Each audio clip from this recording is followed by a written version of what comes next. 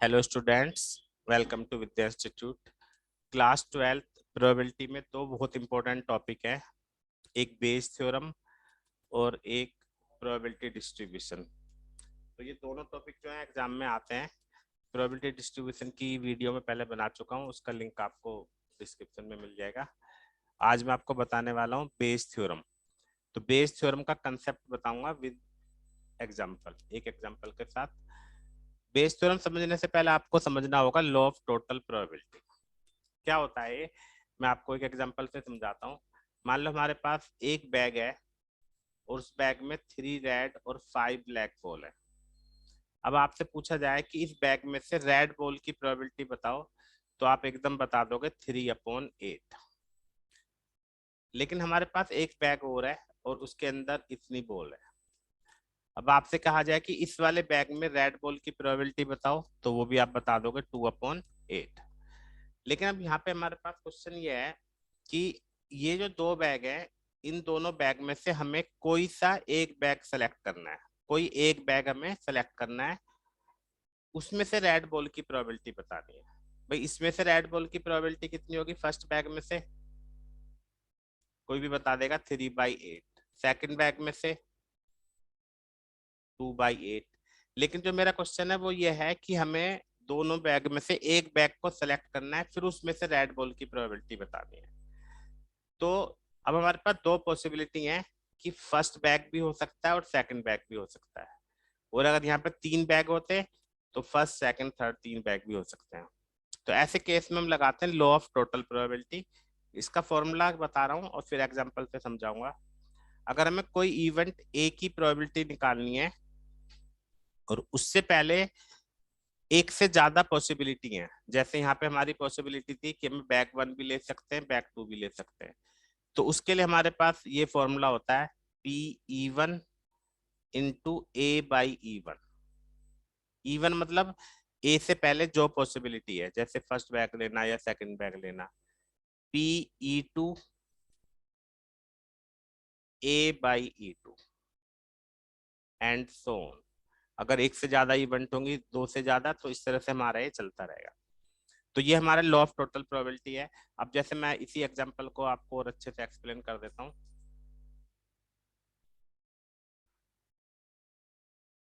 जैसे इसमें आ जाता है 1/2 bag selected and a ball drawn, और find the probability that ball drawn is red। ये क्वेश्चन है। अब हमें यहाँ पे रेड बॉल की प्रोबेबिलिटी निकालनी है, प्रोबेबिलिटी ऑफ रेड बॉल। तो हम रेड बॉल को, अगर हम ए इवेंट मान लें कि रेड बॉल लेनी है, तो इससे पहले हमारे पास दो पॉसिबिलिटी हैं कि फर्स्ट बैग सेलेक्ट हो सकता है या सेकंड बैग। तो E1 मांग लेते हैं फर्स्ट बैग और E2 लेट कर लेते हैं सेकंड बैग। तो ये हो गया हमारा लॉ ऑफ टोटल प्रोबेबिलिटी। क्योंकि हमें रेड बॉल निकालनी है तो उसके लिए हम ये वाला फॉर्मूला लगाएंगे। तो P(E1) का मतलब है कि फर्स्ट बैग सेलेक्ट किया है। अब दो बैग में से एक बैग सेलेक्ट किया है तो फर्स्ट बैग को सेलेक्ट करने की प्रोबेबिलिटी होती है 1/2, दो में से एक।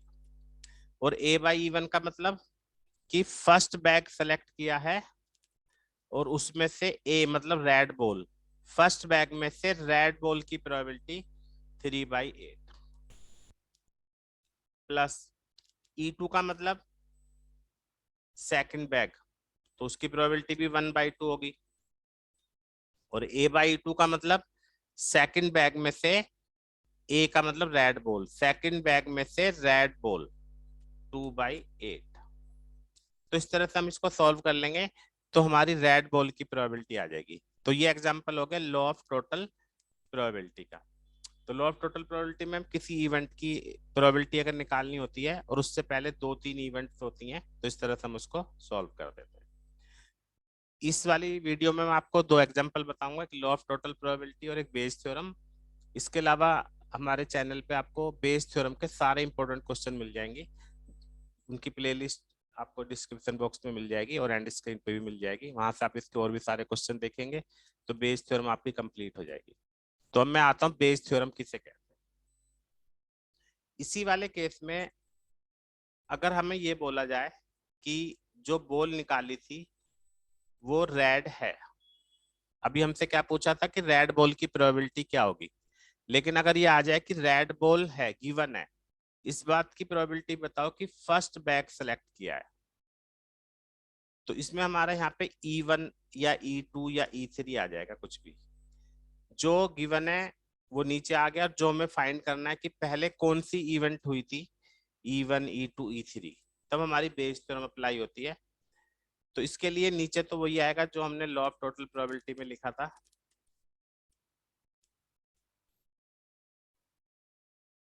ये। और ऊपर हमेशा वो आता है जो यहाँ पे हमें फाइंड करना है, जैसे आई का मतलब यहाँ पे मैं यहाँ पे लिख देता हूँ, नीचे तो मतलब सब आएंगे, ऊपर वो आएगा जो हमें फाइंड करना है। मान लिया E1 फाइंड करना है तो E1 वाला ऊपर आ जाएगा, E2 फाइंड करना है तो E2 वाला ऊपर आ जाएगा। तो ये बेस थ्योरम हमारी कब अप्लाई होती है, अभी एक और अच्छा सा एग्जांपल बताने वाला हूँ, फिलहाल मैं पहले ये बता दूं। जैसे इसी क्वेश्चन के अंदर अगर वो बोलता कि जो बॉल निकाली है, ये जो बॉल निकाली है, ये फर्स्ट पार्ट हम ये मान लेते हैं, और सेकंड पार्ट में हम ले लेते हैं जो बॉल निकाली है वो रेड है, ये गिवन है, इस बात की प्रोबेबिलिटी बताओ कि वो फर्स्ट बैग से निकाली है। तो हमारे पास E1 A/E1 E2 A/2 सब होगा, और हम यहाँ पे बेस थ्योरम लगा देंगे PE1 A/E1। अभी एक बहुत इंपॉर्टेंट एग्जांपल मैं कराऊंगा उसको, तो बेस थ्योरम उससे आपकी और अच्छे से क्लियर हो जाएगी। ऐसे तो बेस थ्योरम और लॉ ऑफ टोटल प्रोबेबिलिटी में बस थोड़ा सा फर्क है। लॉ ऑफ टोटल प्रोबेबिलिटी में एक चीज की प्रोबेबिलिटी निकालनी होती है, और बेस थ्योरम में एक इवेंट की प्रोबेबिलिटी गिवन होती है, एक कंडीशन गिवन होती है, उसके बाद पहले किसी इवेंट की प्रोबेबिलिटी निकालते हैं। तो अब हम ये वाला एग्जांपल करते हैं, इससे आपको अच्छे से बेस थ्योरम समझ में आएगी, और बाकी सारे क्वेश्चन आप प्रोबेबिलिटी की प्लेलिस्ट में से आप देख सकते हैं बेस थ्योरम को। ध्यान से पढ़ते हैं, ये क्वेश्चन क्या है। In a factory which manufactures bolt machine A, B and C। किसी फैक्ट्री में बोल्ट बनते हैं, 3 मशीन है A, B और C, और 25%, 35% एंड 40% ऑफ बोल्ट ये मशीनें बनाती हैं। मतलब ए मशीन जो है जितने भी बोल्ट बनते हैं उसमें से 25% बनाती है, B 35% और C 40%। ऑफ देयर आउटपुट 5, 4, 2%, जितना भी ये मशीन बनाती हैं उसमें से 5%, 4%, 2% डिफेक्टिव बोल्ट प्रोड्यूस होते हैं। ठीक है। ए bolt is drawn at random, जितने भी बोल्ट बने उनमें से एक बोल्ट को निकाला है, and found to be defective. ये गिवन है कि जो बोल्ट निकाला है वो डिफेक्टिव है, तो हम यहाँ पे ए इवेंट ले लेते हैं, डिफेक्टिव बोल्ट।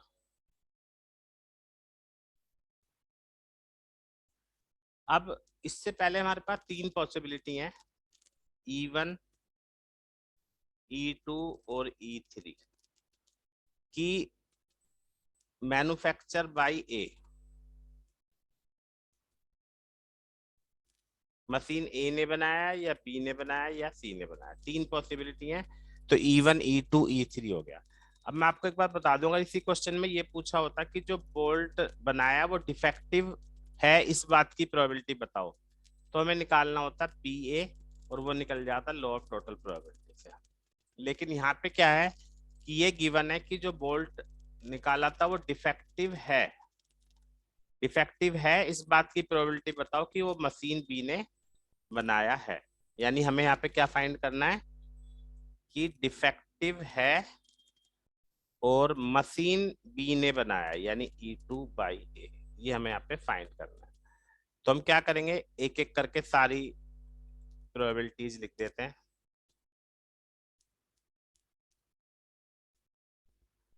तो A/E1, A/E2, A/E3।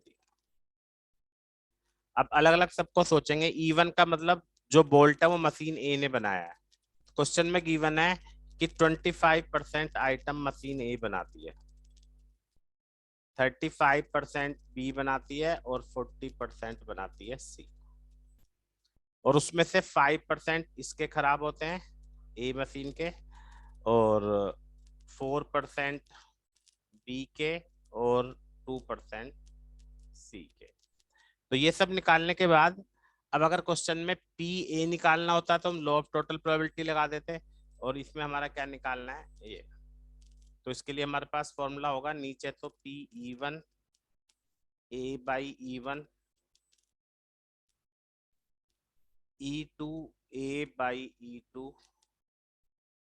E three into A by E three, सब हमारे पास है ऊपर अवेलेबल। अब ई टू निकालना है तो ई टू वाला पोर्शन ऊपर आएगा,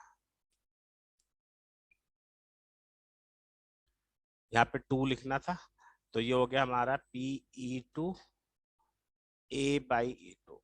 यहाँ पे मैं आपको एक बात और बता दूं, बेस थ्योरम की कैलकुलेशन करते हुए इनको अलग अलग सॉल्व नहीं करना चाहिए, मतलब इसको हमें सिंपलेस्ट फॉर्म में लिखने की जरूरत नहीं है, क्योंकि ये बाद में डेनोमीटर से डेनोमीटर कट जाता है। जैसा आप देखोगे कि यहाँ पे हमें ई टू 35/100 अपॉन 4/100 करना है, और नीचे भी सभी के अंदर हमारा 100 आना ही आना है, तो वो हमारा कैंसिल हो जाएगा, हमें कोई एलसीएम की जरूरत नहीं पड़ेगी।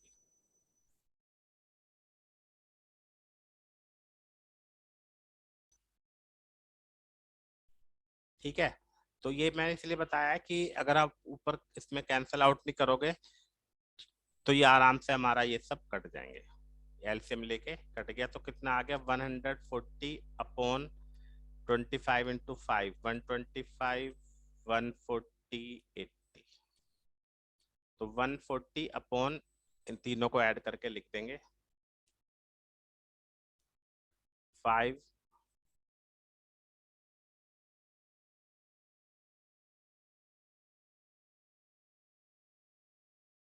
और 345। ठीक है, तो इसको हम बाकी फर्दर और कर लेते हैं।